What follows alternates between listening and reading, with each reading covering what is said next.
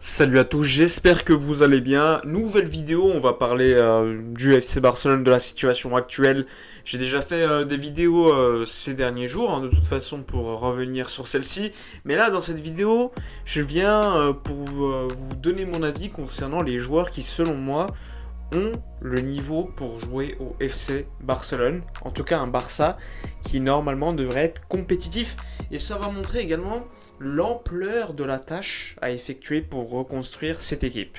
Alors tout d'abord en préambule, je tiens quand même à me rappeler que oui, certains joueurs ont de la qualité, mais certains joueurs n'ont pas la qualité suffisante pour jouer dans un Barça compétitif, dans une équipe qui a la volonté de jouer très haut, de dominer avec le ballon et surtout de marquer beaucoup de buts, de créer, de dribbler, etc. Donc des joueurs qui pourraient être forts dans un contexte, et bien dans le contexte Barça, et bien c'est une autre réalité. Donc ça c'est important de le dire quand même en préambule.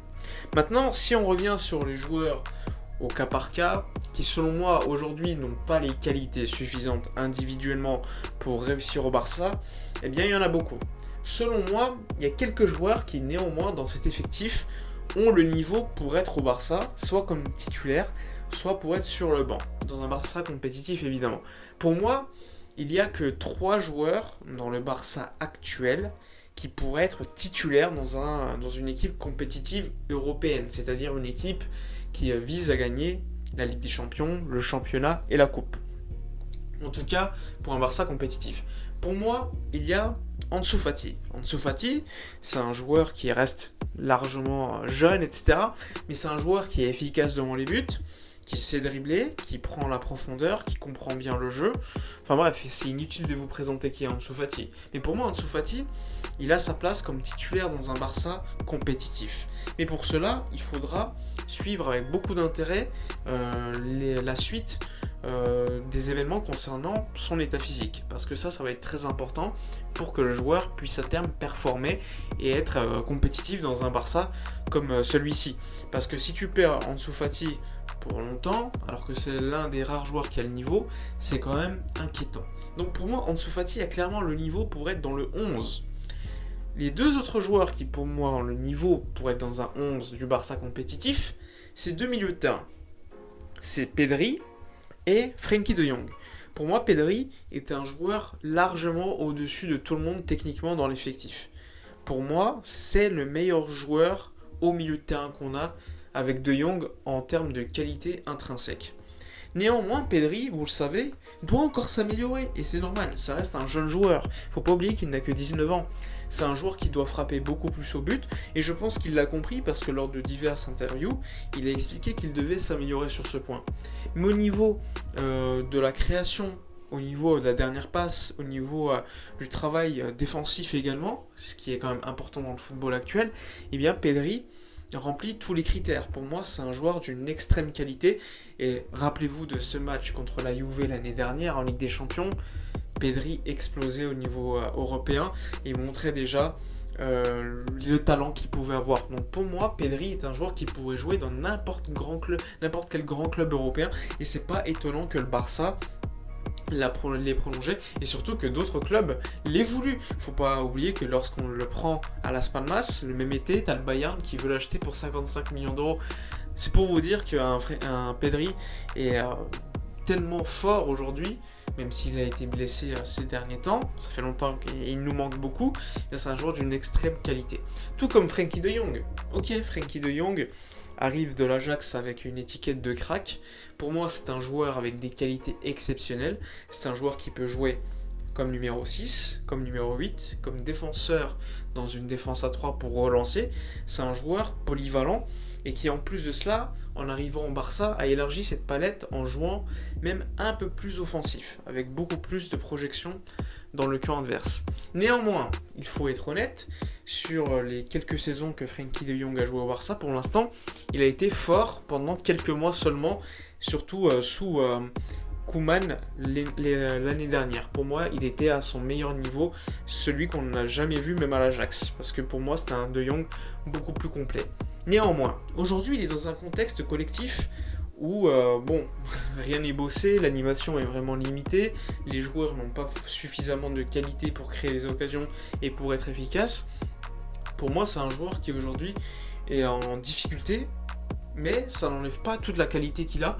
Et encore une fois, je le répète, pour moi, le faire jouer à différents postes, tout le temps le changer de place, que ce soit comme relayeur droit, ensuite relayeur gauche, parfois comme défenseur, parfois comme numéro 6, eh bien, ça ne l'aide pas non plus à trouver des mécanismes. Enfin, donc pour moi, Frenkie de Jong est également un joueur qui pourrait être titulaire dans n'importe quelle grande équipe européenne. Et c'est pas étonnant non plus de voir que des équipes comme le Manchester City, le Bayern aiment beaucoup Frenkie. Donc pour moi, ça aurait aucun sens de vendre des joueurs comme Ansu, comme Pedri, comme Frenkie. Et c'est pas pour rien que d'autres grands clubs européens les veulent dans leur club.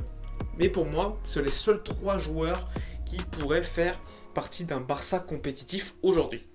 Ensuite, il y a d'autres joueurs qui, selon moi, ont totalement leur place, pour l'instant, dans un banc si l'équipe était compétitive, avec la possibilité pour certains de devenir à terme des titulaires. Je pense notamment à Ronald Araujo, qui défensivement, pour moi, est notre meilleur défenseur de loin. C'est un joueur qui défend très bien, qui est très solide, qui parfois, même offensivement, apporte. Mais le problème d'Araujo, c'est toujours au niveau de la relance, ce qui est quand même très important au Barça. Ça reste un défenseur central très rapide. Pour moi, dans un Barça compétitif aujourd'hui, il serait sur le banc avec la possibilité à terme de devenir un titulaire pour lui laisser le temps de progresser au niveau de la relance. Mais pour moi, ça reste un joueur quand même d'une grande qualité. Autre joueur dans ce cas, c'est pour moi Eric Garcia. Eric Garcia qui avait quand même mal commencé la saison, il faut le dire, mais qui pour moi a quand même amélioré son niveau avec le temps. Je le trouve par contre, contrairement à Araujo, beaucoup moins solide défensivement, mais je trouve sa qualité de relance assez intéressante. C'est quelqu'un qui souvent prend le ballon, gagne des mètres, et ça c'est à noter. Pour moi, dans un Barça compétitif, il serait également sur le banc. Ce serait très intéressant de voir sa progression, voir s'il va s'améliorer au niveau défensif. Mais pour moi, c'est pas un titulaire. C'est comme Araujo dans un Barça compétitif qui vise à gagner la Ligue des Champions, les 3 titres. Pour moi, ça serait pas titulaire. Mais ce serait quand même des joueurs intéressants. Et si vous remarquez tout ça, déjà ça fait 5 joueurs, dont 3 potentiellement titulaires. T'as beaucoup de jeunes.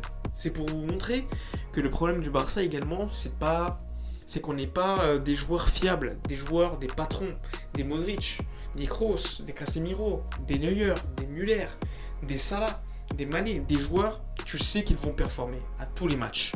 Aujourd'hui au Barça on n'en a pas, et ça c'est problématique, surtout que si tu peux en avoir un ou deux, eh bien ils sont pas non plus entourés de joueurs où l'animation n'est pas non plus travaillée, et ça c'est quand même, selon moi, problématique.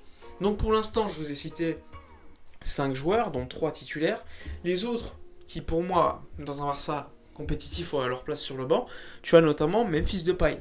On critique beaucoup Memphis à raison, selon moi, mais Memphis, faut pas oublier qu'il joue tous les matchs. D'ailleurs, il s'est blessé avec une absence d'1 mois, et ça, franchement, ça m'étonnait pas. Mais c'est un joueur qui, lorsqu'il est en forme, peut faire la différence, peut avoir une qualité de passe, peut marquer des buts.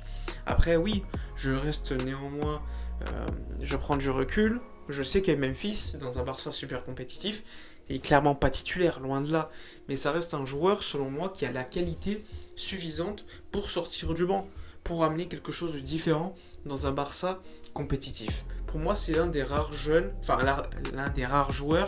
qui a quand même une certaine expérience et qui surtout est dans la force de l'âge.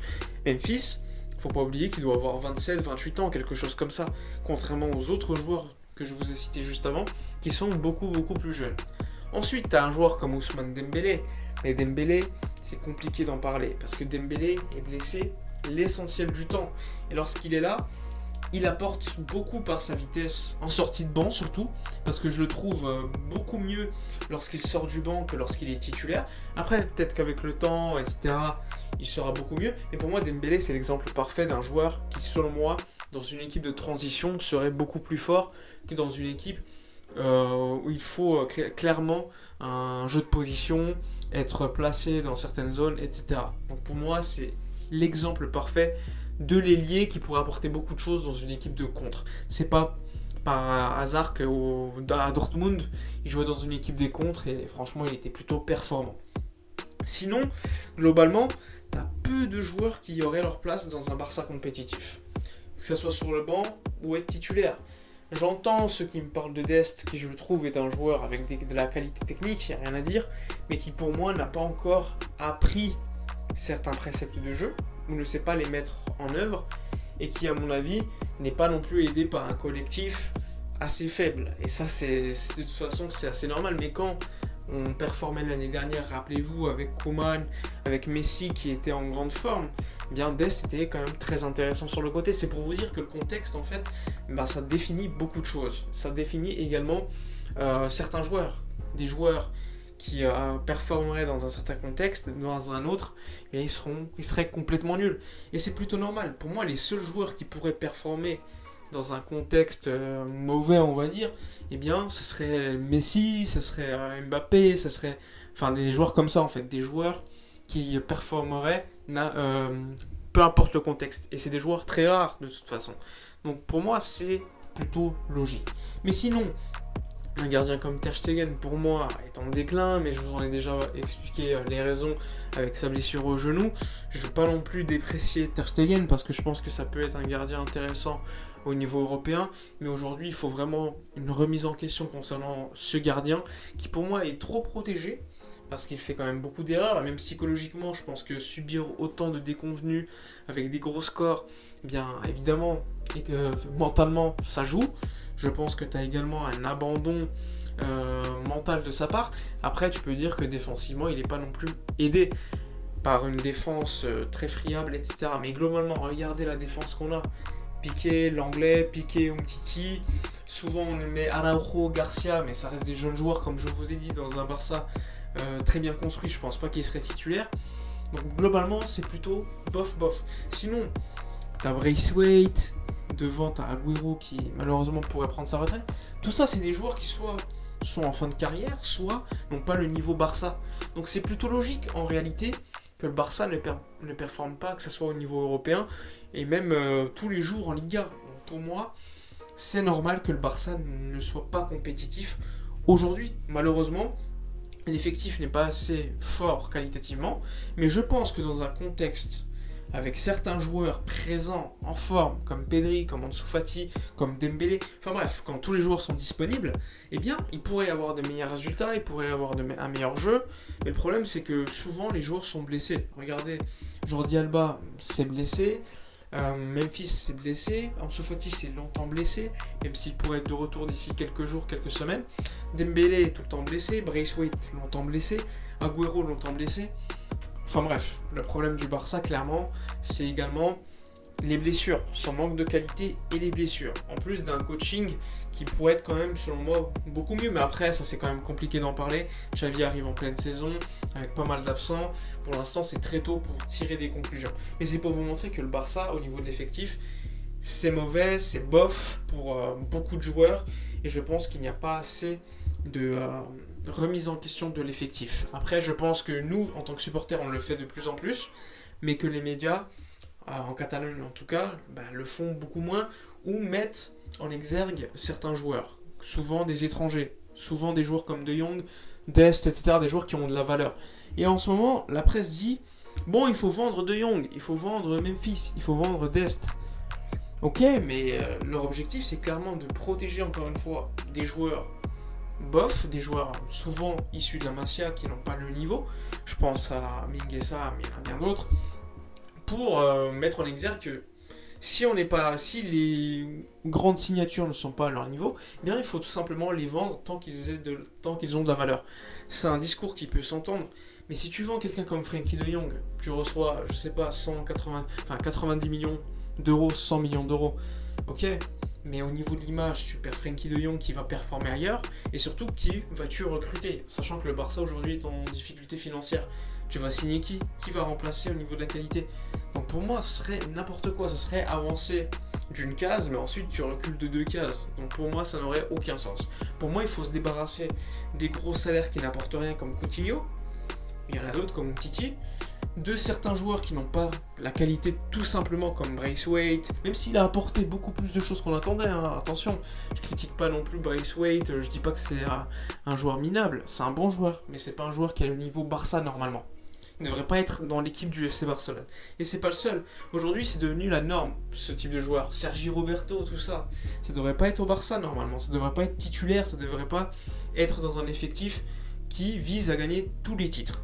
Donc pour moi, c'est important de remettre au point cette idée-là que le Barça a un effectif qui peut gagner certains titres. Non, aujourd'hui on peut rien gagner.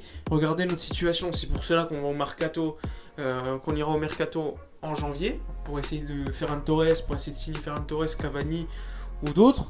C'est parce que tout simplement, eh bien, cet effectif manque de qualité. On a même pris Daniel Alves, qui a quand même 38 ans. C'est pas pour rien, c'est parce qu'il manque de patrons, de joueurs fiables. Et encore, on verra si Alves pourra performer tous les 3 jours.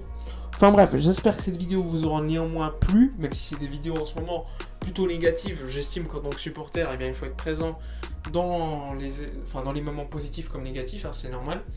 N'oubliez pas de me donner vos avis concernant mes avis, donc en commentaire, de liker, commenter, partager, abonnez-vous à la chaîne, suivez-moi sur tous les réseaux sociaux, Instagram ou encore Twitter. Je vous dis à la prochaine et d'ici là, comme d'habitude, portez-vous bien.